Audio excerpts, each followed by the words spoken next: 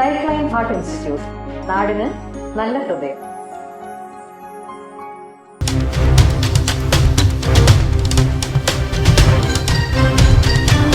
Pandalam Mangaram government UP school 87 batch പ്രതീക്ഷയുടെ നേതൃത്വത്തിൽ കുട്ടികൾക്ക് വേണ്ട ഫർണിച്ചറിന്റെയും പഠനോപകരണങ്ങളുടെ വിതരണവും മുൻ അധ്യാപികമാരെ ആദരിക്കലും നടന്നു.